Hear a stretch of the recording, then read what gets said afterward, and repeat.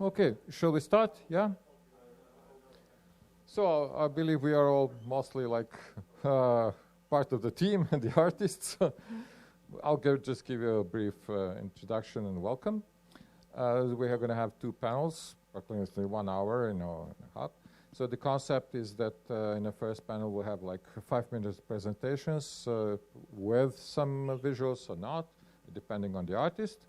And from, let's say, this side, because like Huanlijem Karionom will be speaking first, then Prota Škart, part of the Škart collective, Elenom Laveles, Markusom Hislajtnerom, and Vaskom Araužom. So these are the first panelists, and we're gonna try to give the artist a chance to present more their work, to go into in-depth presentation with some visuals. If not necessary, of course, that's okay.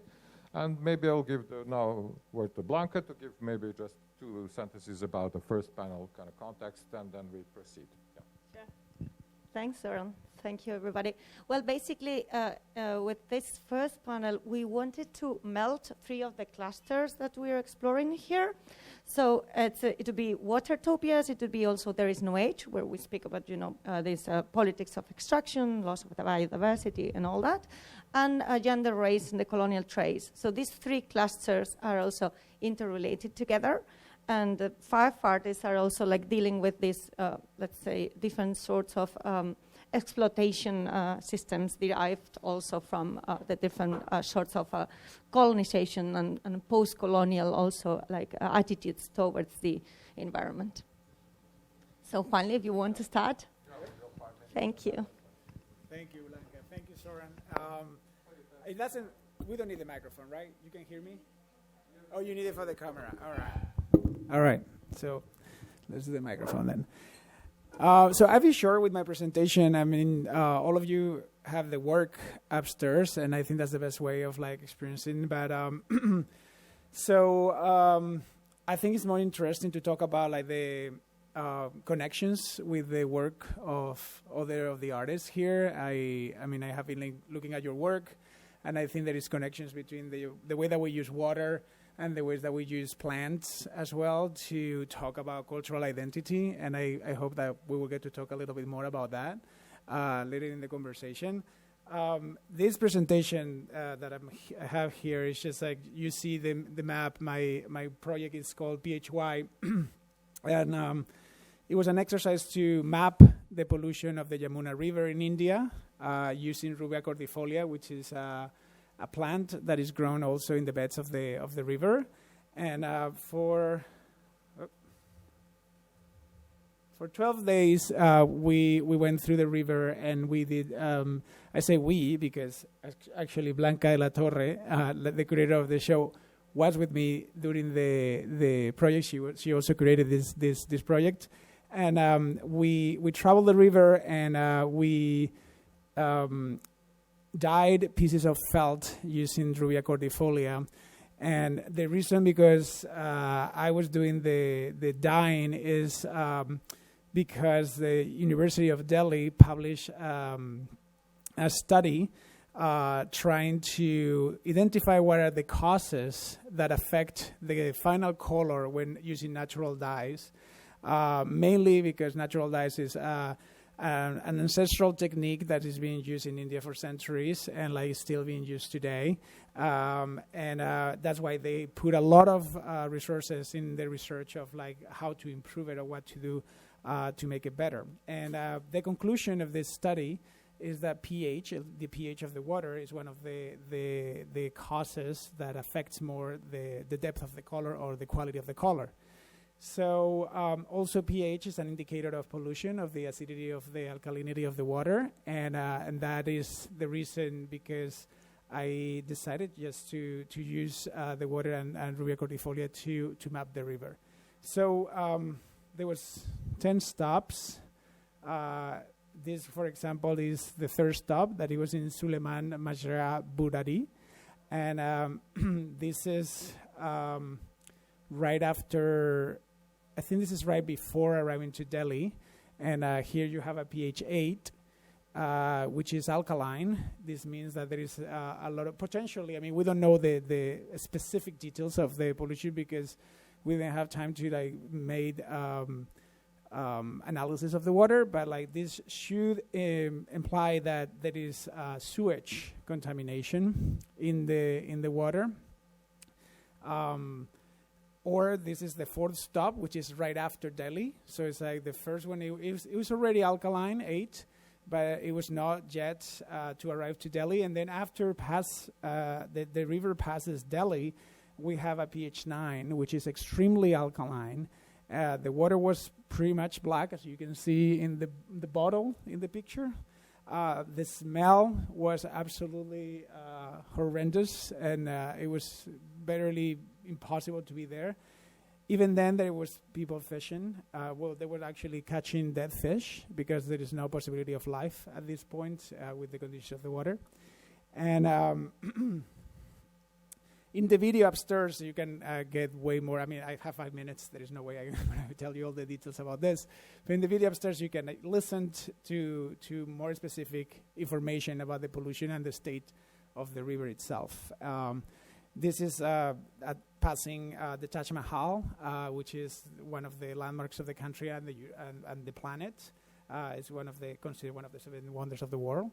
And it's funny because that's the most polluted point of the river, in which the pH is 6.5, which is neutral, and you will think that is good, but it's not, because it's just basically like there is the water gets like neutralized, so there is so much pollution from sewage and so much pollution from chemicals, from industry and from fertilizers, from agriculture, that it comes to neutral. But if we will do a further analysis of the water, it will reveal that actually the water is like, it's not water anymore. Well, this is another stop in Aurija, which where we were it's a burial site, so it's where they burn bodies and they just leave them there, and this creates also other kind of pollution that is connected to cultural identity as well. That is one of the most important things that I discovered, that it was just the relation of like culture and religion with pollution, which is also something very interesting. And I just want to like go through it, and I know it's 5 minutes already, so but I just wanted to show, this is the final piece, which is it was a mural with 50 squares of felt, and like what we have here is just one line of that mural. And it's interesting to me because that graphic was published in the study that I used as a starting point for the project, and it tells you the levels of oxygen of the water, and it is pretty much coincides with the colors of the mural. So it was really revealing. We didn't know what was going to happen, and it was really revealing to get these colors. And yes, and that would be everything. Thank you very much, Huanli. Thank you. I think, yeah, great. Now, speaking maybe about the pollution and the water issues, maybe the next would be best Prota to tell us something about the project they did, and it touches the issue of water as well. We have the same problem of pollution, but you have different approach to it. Yeah. Yes, thank you for very inspirative work. I saw it upstairs and I didn't know it's you, so congratulations. It's really amazing. It's good opportunity actually to activate curators, so I will give you the stickers to give to the audience. Is it fine? Okay. Because they are always using gas, so let's use them finally. Okay.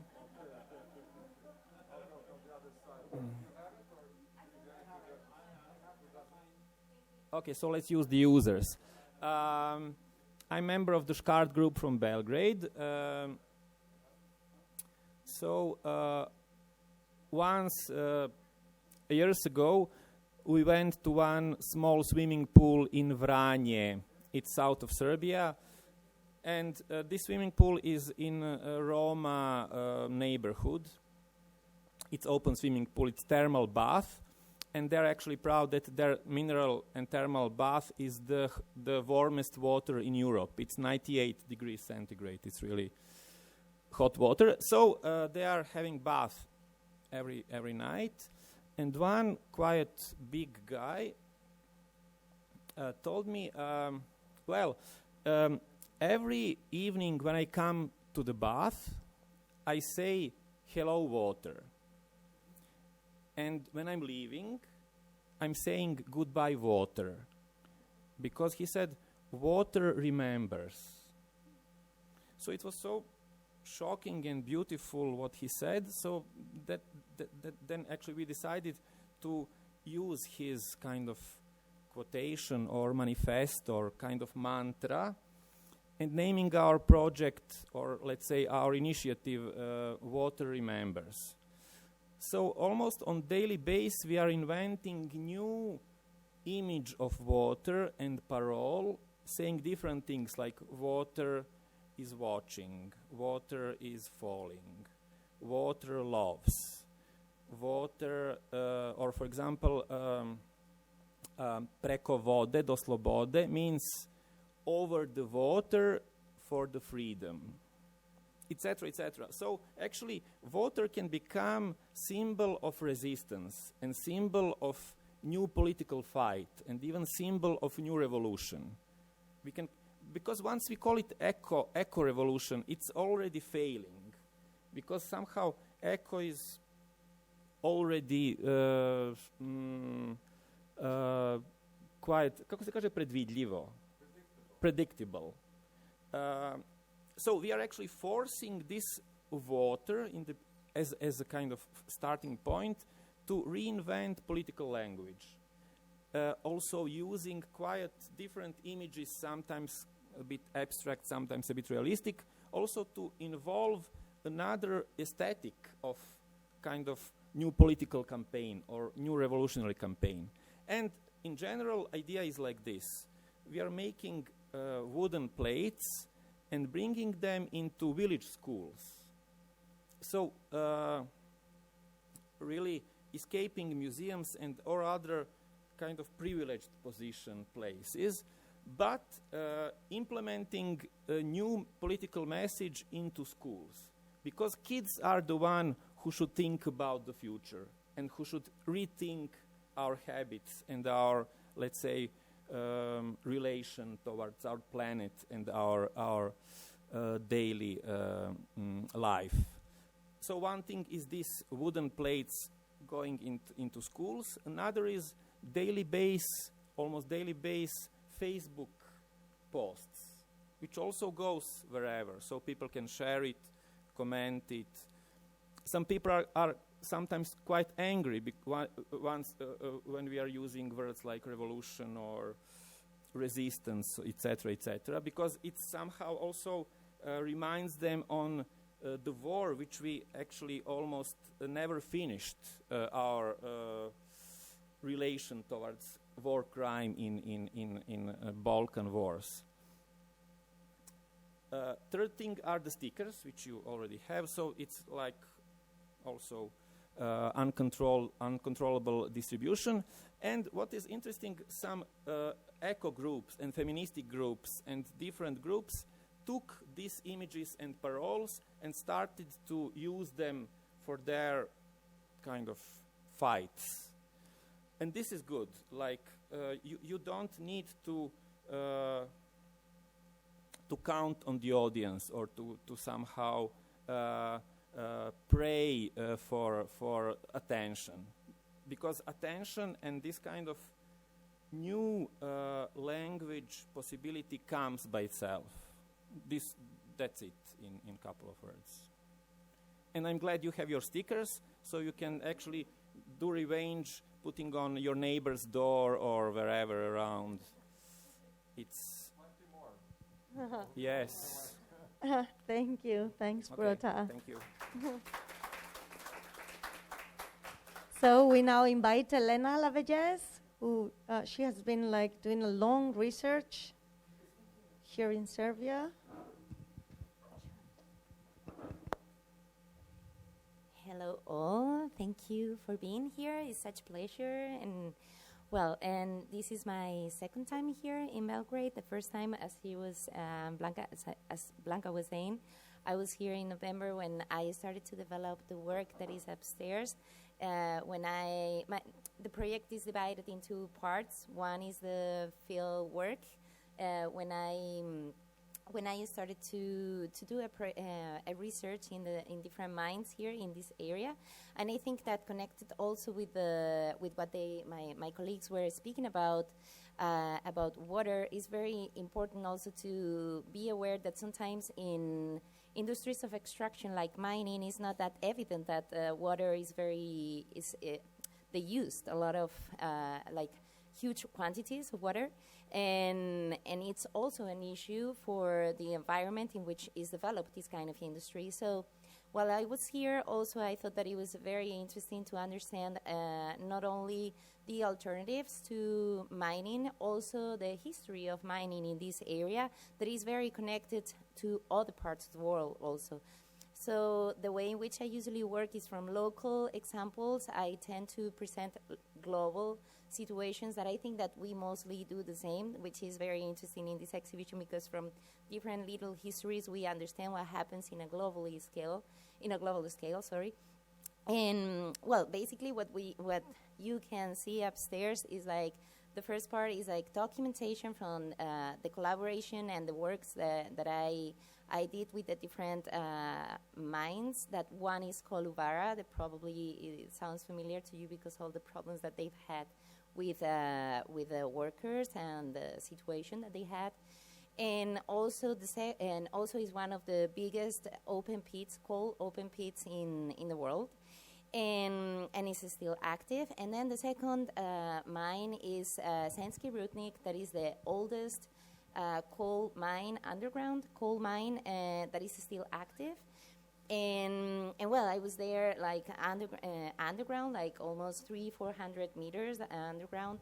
And I was able to be there with the miners and see how important is also solidarity in the way that these people work, which sometimes we forget that these industries are also part of the labor force system that is made out of people. I mean, that people that work, that suffered, and they also not just that is important that how their daily life is.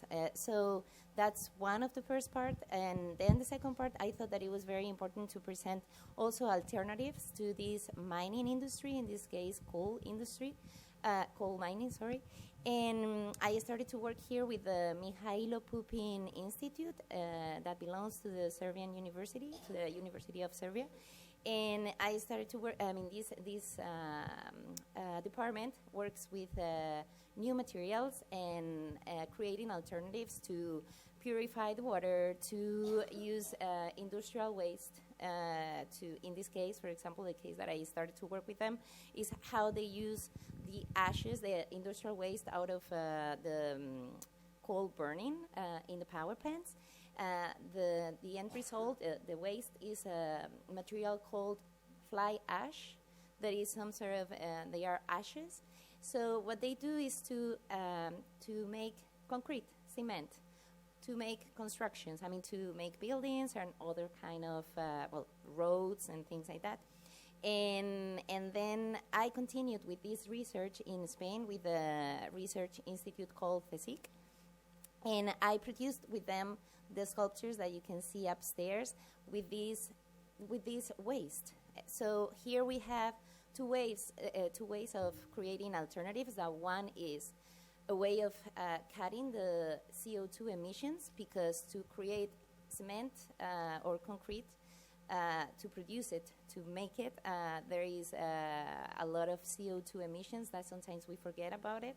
And in this case, it's a reuse of waste. So you can create concrete or cement out of this waste, this industrial waste.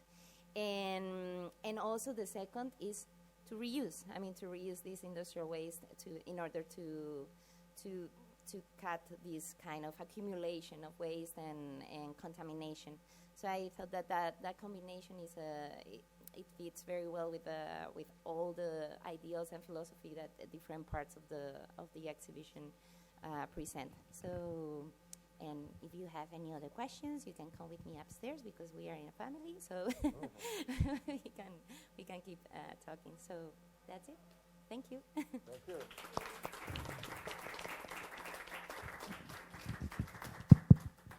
Thank you. Now I would invite Markusom Hislajtnerom to present his project. And actually, he was also, as Elena, present in Belgrade. Two artists that were present in the first phase of the project. So his project is connected to the tent outside and inside, and he will explain about it. There is a visual one that you presented, and there is online. If you want to use it, you can use web. Just on this folder, you can open if you want the visual, or if not, it's... Actually, I think I do it directly. I've been here last autumn, first time, and I did the field test as a preparation for this show because it has to be cancelled or just be outside, and now there is the inside project. And I was focusing on the last work of Charles Darwin. He was during his life very fascinated of the action of worms, and he said before joining them he wanted to do his last book, and this was his most favorite, or his most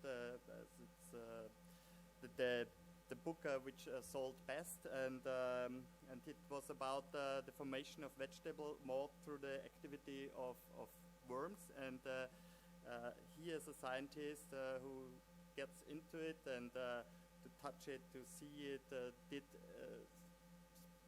various tests and so on, and I was very curious about it, and because before nobody knows about the worms, and in agriculture I thought, okay, worms are bad because if you have a lot of worms, they are in concurrence to you and they eat your products, but it's the other way around. If you have a lot of worms, you have better products, and this is maybe a good metaphor. Charles Darwin, 1881, did this book. It's around 150 or 140 years ago, and he changed mind, Darwinism changing mind, and it's about getting in touch with something, getting in touch with soul, with the ground. I call it ground control, joining the earthworm, and it's a kind of joining them in a metaphor of political, who is controlling what, controlling ground, and what is our surrounding about, and I liked get in contact with them as well. I did it in a variety of way. I did this field test outside of the museum. I experimented to get the worms inside of a museum. It's quite difficult because it's a contemporary art museum, and it has a lot of things to think about. I didn't think about, and the worms either. So it's for them it was a big trip to go from Vienna to Belgrade with Kunsttrans, and I didn't tell the people from the museum. I told, okay, my project for sure, but not the people from conservation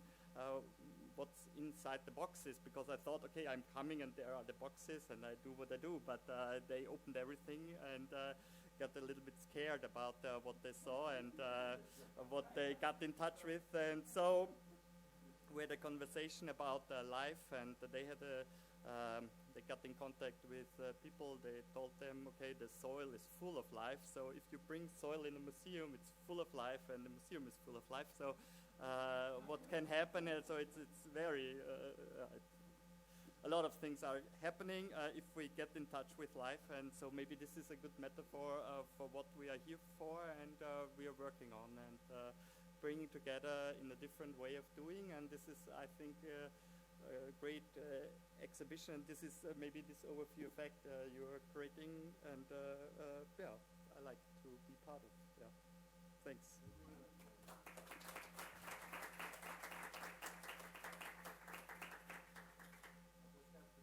We fed the worms. Yeah, they're brilliant. They're babies. They feel good. Yeah. So that's the best side for it. Vaskom Araužom, We have some images that is in the same folder if you want to use, so the floor is yours. It's the only folder on the desktop on the left, yeah. So you find your name and the yeah, that's it. Okay. So, hello everybody. Thank you for Blanka and Zoran for inviting me, and I think for inviting all these artists. I think the show is really amazing. So the piece that I have here calls Botanica. It's one sculpture. I will show you other pieces. This is another one.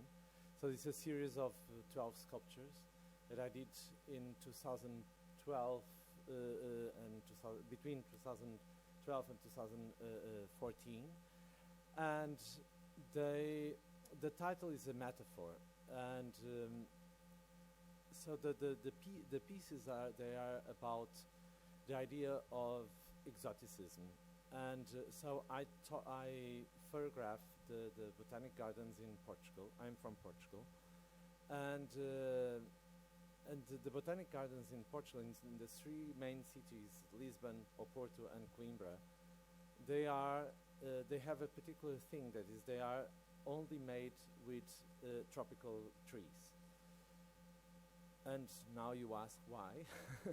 It's because the Portuguese were one of the biggest responsibles of the replantation of the world in the modern times. So after when they started to go to the world, to explore the world, which we call the discoveries, which well, and that term, it was created in the fascist period in the 20th century in Portugal. So the thing is that when they arrived to India and especially when they arrived to Brazil, they understood that the land, like, it gave so much. So they were bringing things, for trees and plants, especially like the sugar cane and the mangoes and the coffee and all of these to Brazil, and there also with the slavery, the modern slavery, like that's why they started the slavery with the people from Africa, coordinated with the people from Africa of like the big empires. So they were bringing people to Brazil because there was not enough people in Portugal to explore the land in Brazil. So this is all this story that I will not tell anymore. So with this trip of the trees and the plants, they were using like two complex of islands like Madeira and São Tomé to do quarantine. So after that, they were bringing all these plants to Portugal. And so if you go to Lisbon, like all the public parks and the botanic parks, they are made with tropical trees. So at the same point, like I'm talking about the end of the 19th century, the Europeans, like Europeans, I mean Occidental Europeans, of course, like Paris, London, Madrid, Barcelona, and Lisbon, Oporto, and Brussels. They were doing universal fairs, and they were doing also colonial fairs and exhibitions. Sorry, not fairs, exhibitions, and also a kind of exhibition that is. Until today, I think it's the most horrible, one of the most horrible things after the Second World War. It calls the human zoos. So the human zoos. So this is. So sorry, I'm not. I'm talking. I forgot to. Where is it? Eso. Eso. Yes. Okay. So, all over the world, also in the United States, this image is. So I photographed the photos from the images from the botanic gardens, and I also put it in the sculptures archive photographs. So this photograph, it's from a character or a person that is called Otto Benga. And Otto Benga, he was bring from Benin to directly to New York to be exhibited with the chimpanzees in the zoo of Brooklyn. This is which one? It was this one. Ah, sorry. So all of these photographs are from archives and from these exhibitions.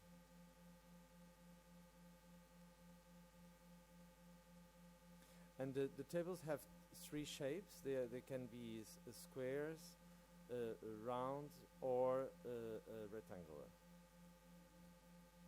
So in this one, this is really the first human zoo that it was made in Paris, called like the Parisians. They made the first zoo with animals from all over the world, but of course people were not. They didn't have the knowledge to know how the animals will survive in Paris in the winter. So most of the animals died, and so they had this brilliant idea of showing people from, and that's why I said that this work is about exoticism, because this is a concept of the colonialism. Like if we think that colonialism is a technical word after the of course it was pre-colonialism, but the really technical colonialism, it's from the Berlin conference in 1890. So this is before that, and it's an imperial idea, of that the Europeans had to bring from the empire to show in the big city, in the big capital of the empire, like Paris, London, Lisbon, whatever, the exotic product. And so they were not content only on bringing trees and fruits and all animals, but also human beings. So, and this is in the Jardin d'Acclimatation in Paris, and so they put people in jails.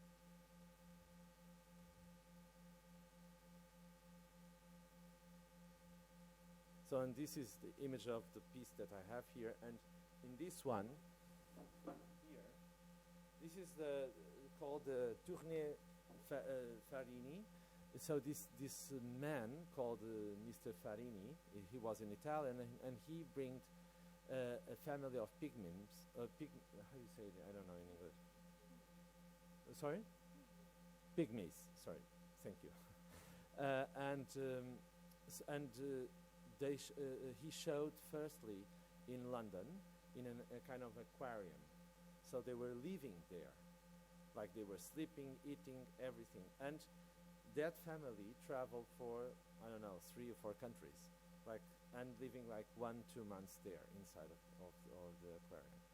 So this is more or less, this is also an image of the Jardin d'Acclimatation, which you can see, that they were putting people from Africa, the country, and the Europeans seeing as seeing ducks in a lake.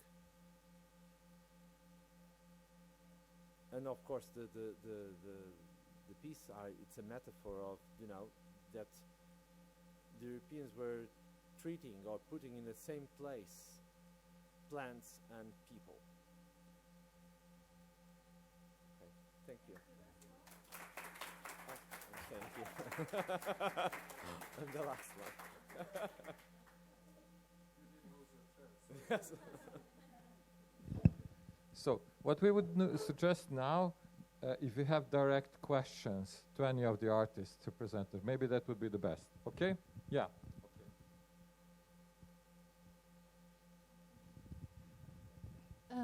Question to Vasco. Thank you for your very interesting presentation, and everybody else.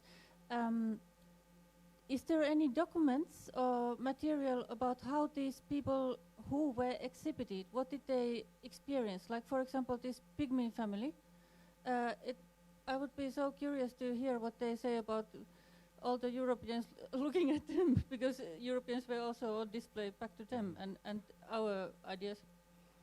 I don't know very well.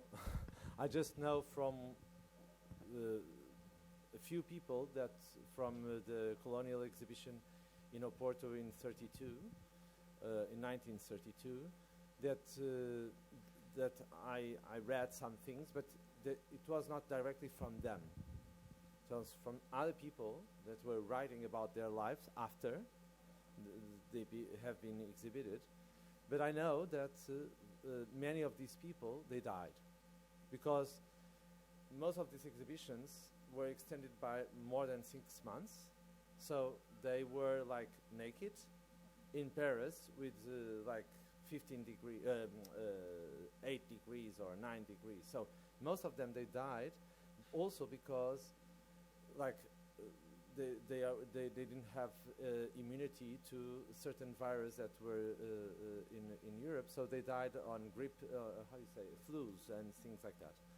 So, but there it was, if you want to know, because there is a very nice, it happened at a very nice exhibition in Huanlijem in Paris about the human zoos, and they have a thick catalog, and I'm sure that they have more, and there is tons of books about, not tons, but at least more than 10 books about the human zoos. Thank you.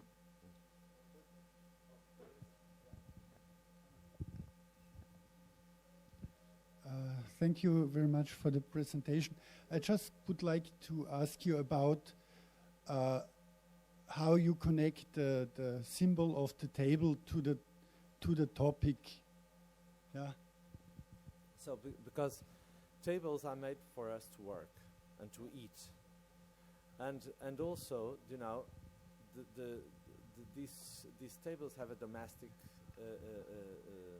size, and people collect photos as nothing, you know, memory of a family, and this is also a memory of people that we don't know, you know. It's like it's looking to something that it looks like a beautiful thing of a family, you know, but then there is all this dust and also it's a table is where you sign the most horrible or the most beautiful things. So it's this kind of analogy. Okay. Anyone else? Or for the question for anyone else, because they were all addressing Vasco, please.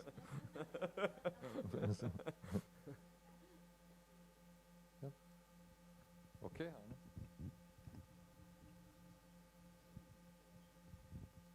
I have a question for Elena, and I wanted sorry.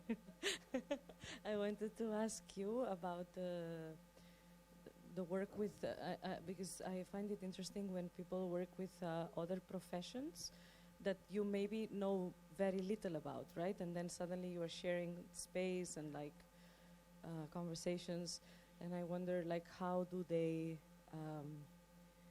get engaged with your work other than you maybe just asking them questions? What are their questions to you, maybe? Okay, that's a very nice question. The thing is that usually when you go to these places or start to work with people that you get interested in what they are doing, it's let's say that they open themselves, and it's very easy to have conversations, and because you are very interested in what they are doing, they are working, their problems, their way of living, their way of producing new works or whatever in different kinds of professions, for example.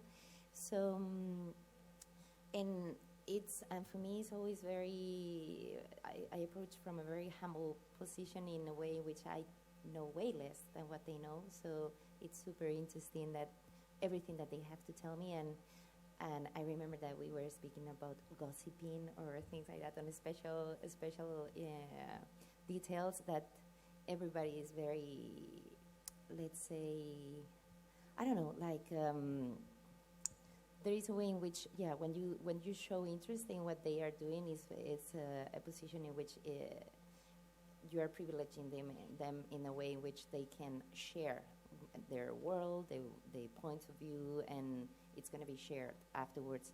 Their main questions are about, what am I doing there sometimes? What are you doing here? What do you want to know?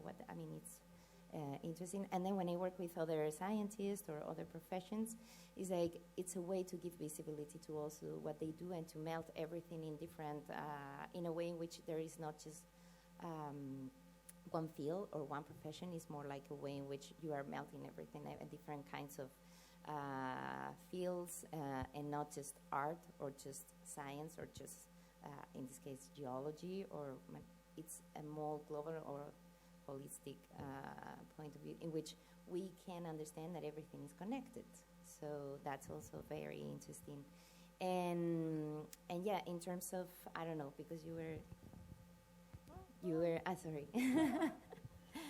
I don't know if I answered your question, but it's, yeah, in terms of people that I collaborate with, in terms of people who have issues and things like that, it's more like they open themselves in a way in which you're interested in what they have to offer and what they have to, what they can provide with their points of view. And in the sense of other fields or professions, it's more like a matter of collaboration. And then through that collaboration is a way of sharing and showing and giving visibility to the work that other people also do. And from the artistic point of view is creating new ways of presenting that work. So I think that's more or less. Thank you. There's this other thread that I think it's in the fifth of you, which is violence. It comes to my mind, this idea of slow violence, coined by Rob Nixon, right? I think it's present in different ways in the fifth of you. I don't know if you would like to speak a bit about this. Like even with Markus, I'm thinking about the sheet bomb, right? Somehow. So I don't know if any of you would like to speak how that relates to the work. Markus, can you speak about the bomb at least? Oh yeah, you have that. That's okay. Yeah, I like the complexity of life and world, and not understanding it, and there is violence, a big part of it, and this the nature shows us like it's like growing and dying, and so this. And I like this guerrilla gardening thing where you put seed bombs. So seed bomb, it's like doesn't fit together. So to change something, to put a seed bomb, so it's an term in this activism. And I tried to set up an circle. So I have these worms. They're producing the soil. The soil you put their corn in, and then it grows. Corn, and the end you start the circle again, and the form and to make it discussable or to do irritation. It was okay to use this form of a bomb, and we are here in Belgrade, and it's not that far away to use the shape of a bomb. Was not falling that long ago, just 20 years ago, and we are in the center of Europe, and violence is still present in a direct or indirect way, and but maybe we have to step further to go away from this nationalism, to create new ideas of living together, and the ideas of handling better, to live together with the resources we have, and to share, and this is political. It's about solving our problems in a better way, and not in that violence way we did in the past. Maybe it's a starting point. Yeah, maybe it would be nice to relate this slow violence with the water, like Huanlijem Karionom. Maybe you could speak a little bit about it.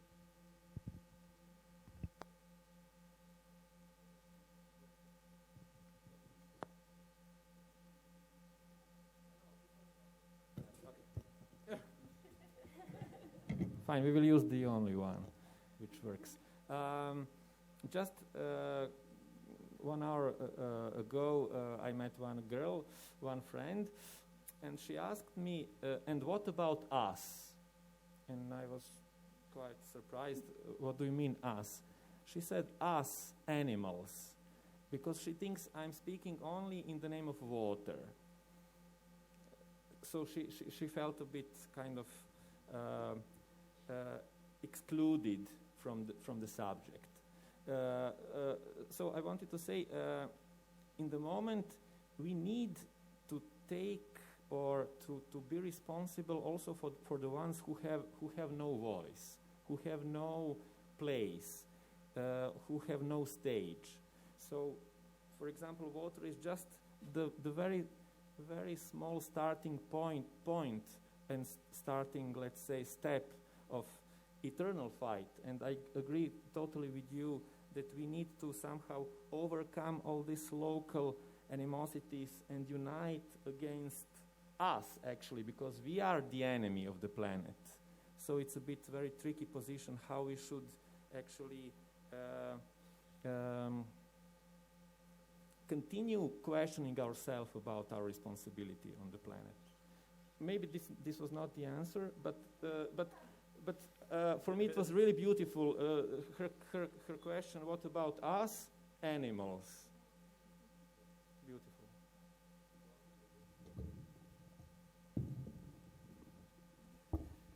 Well, I mean, for me, that question, Blanka, in terms of violence, I want to start saying that violence is a human construct.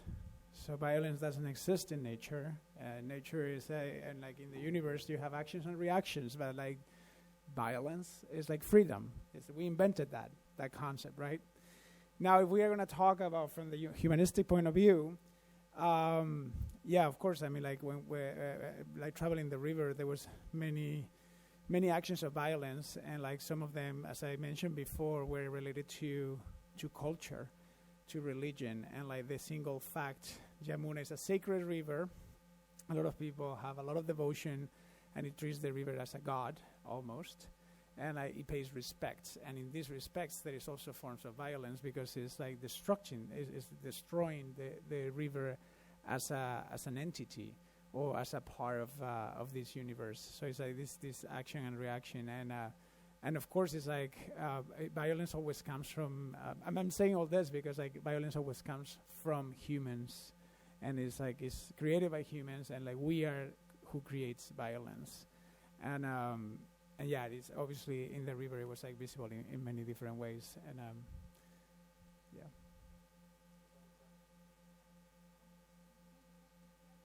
But a comment about this violence that is really omnipresent. The latest example I've read about a country that created really horrendous smells that can be applied by just sprinkling or with something like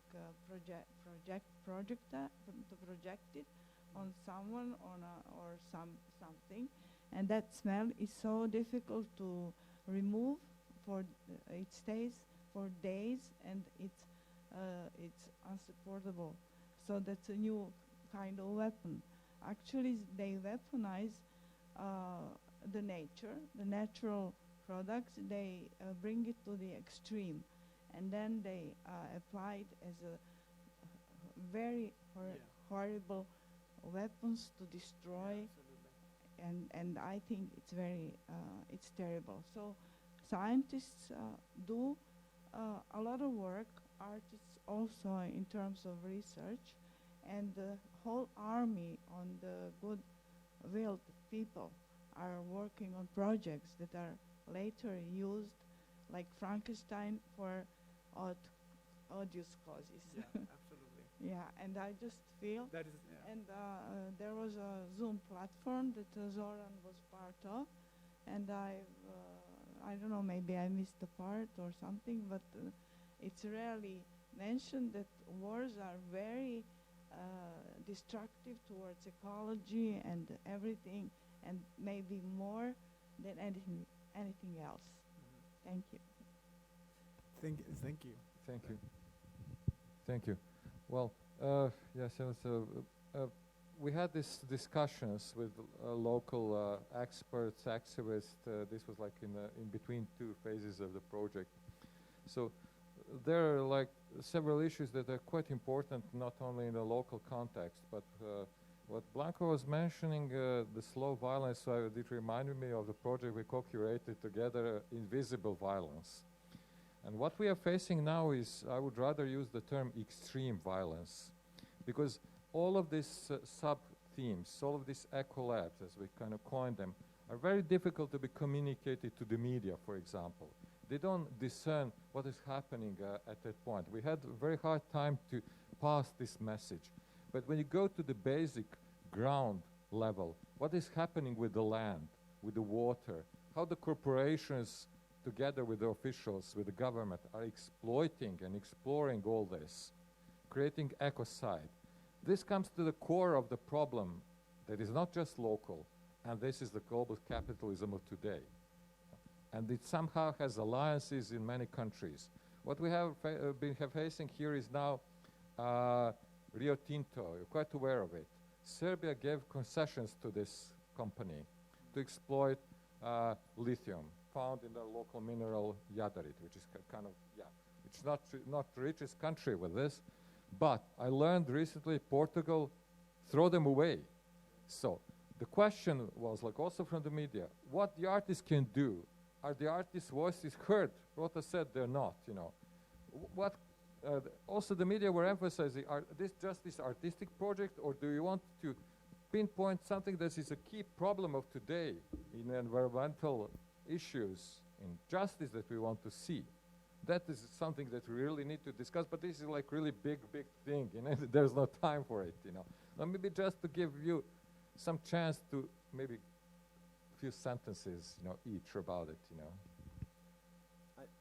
I think there is no low violence and extreme violence. I think there is violence, and that's always everywhere, and it was always everywhere. And special for us that we came from this continent.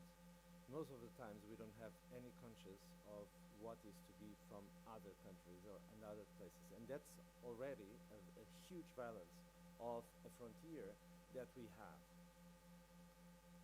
So, and talking about what you were saying and asking, I think artists, they can say nothing. They only put questions, and that's how.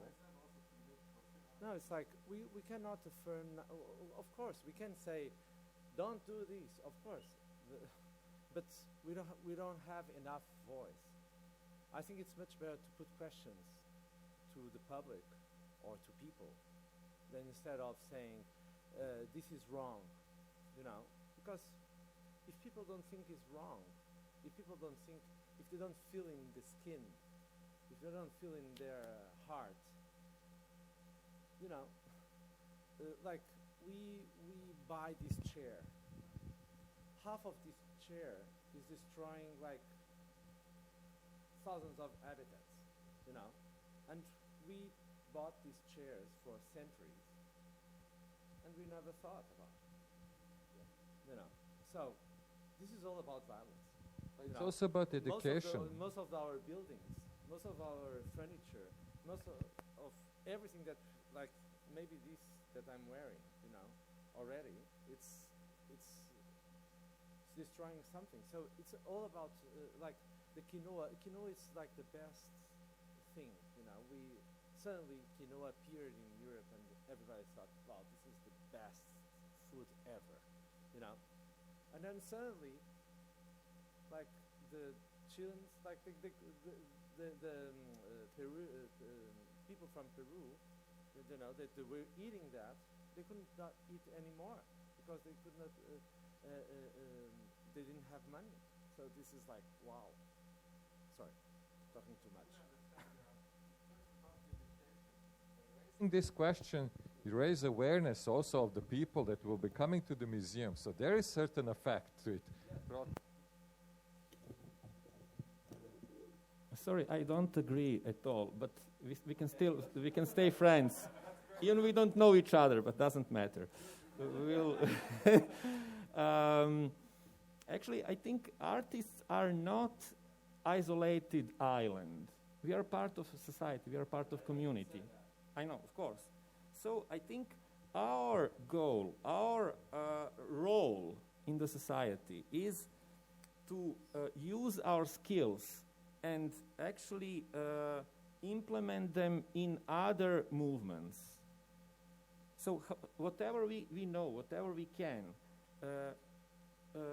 we have some, let's say, secret strategies which we learn through our privileged experiments and experiences. So this is our treasure.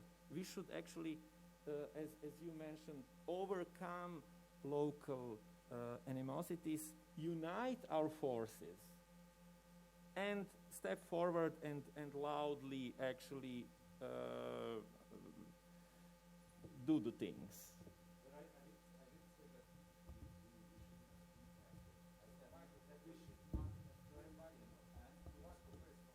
What I said is like that we should not affirm things, but put questions. I didn't say that we have to be passive. Right. I understand. But That's actually, a different thing. It's a totally different thing. So I agree what you were saying. I totally understand. I agree with but actually, what you were saying. One thing is keep quarreling. So okay, I mean, yeah. I understand what you were saying. Yeah, I kind of agree with both of you separately, but I agree. Yeah, I agree with both of you. Yeah. But the thing is that I think that it's interesting to create the structures in which people can understand also what's going on, and to do that, it's important to state the questions and then to develop a way in which that. In which the structure is understandable for people, and then people can see what really happens. And sometimes that research do it, that art do it, that way of creating other movements and things like that can give other alternatives. So I think that that's the important part. And sometimes it's very difficult, even for me, I mean, to live in a world in which I don't understand how that chair was made, and I have to do the research, and then I do the work, a piece of art, whatever, and not everybody have the time, and not everybody has the time. So I think that it's important to give visibility in a way that is also a way in which, people will be able to see it, to understand it, to be able to create their own opinion, and in the end, a way in which it can decide what to do. And I think that it's kind of the same, I mean, in different ways, but it's connected to what you both were saying, so. He wants to say something, and I want to say something. Of course. Yeah, please.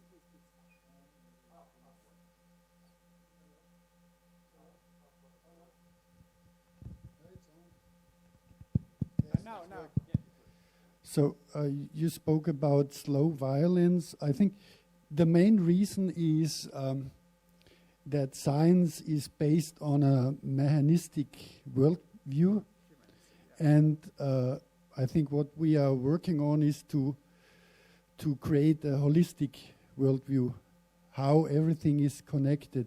So I think most of the violence is based on a science which is really based on a mechanistic and not on a view on how the whole network is connected, nature. And so I think that's from my experience, I work with scientists, and we always have the question about the holistic and the mechanistic. So there is the Friedrich Capra. he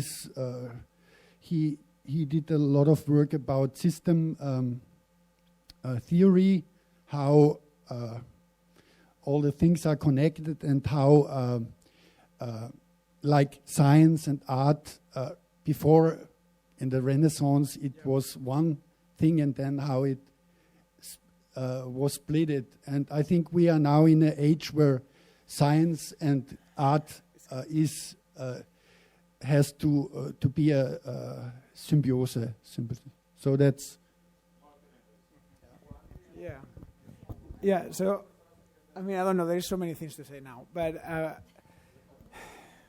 so to follow up with you, I totally agree with you. I was saying the same thing before about being humanistic, like violence being humanistic, and I think it's a problem of modernity, and like how modernity made that separation between art and everything else. And like now is this art is that commodity that we have in the museum, right? And that connects with what you were saying as well. It's just it's great to pose questions, but then it's just like those questions are directed to who, and who is here to see the work, and like who are you working with? That is something that I think we need to question. And like who is coming to the museum, and like who is going to see this artwork, and like for who are we creating this artwork, and the language that we are using for it. Because sometimes it becomes this abstract thing that nobody understands, and just people who comes here can like really, really see it. And like that is for me the question here, to go back and close the circle with Zoran. And to tell my own experience with who is watching our work. If you come up with like a brilliant kind of condensed format for your message, and the time is right, the advertisement agencies are watching. They are. Have you had this experience that your work comes in a couple of years delay? It becomes a campaign by Deutsche Bahn or whatever, and they make a lot of money. You never made a penny yourself, but it weaves into this web. It weaves into this web of like a media and public discussion. It is worthwhile. This is my experience, not for you financially, but you are being heard, at least by advertisement agencies, who then make a big buck and make it your method. They make it their campaign. So it's quite systematic. So it's becoming a part of the public discussion. But that is a whole discussion in itself, because like if you are going to bring on like the banks and all that, and like what are they doing with your work and the message, and like what are they capitalizing with it?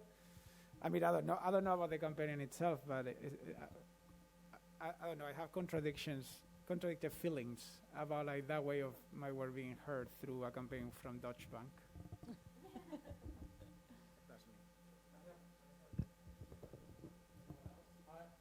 Can I put a question? Okay, so if maybe I understood wrong what you said, but do you believe in didactic art? No, didactic. Oh, didactic art.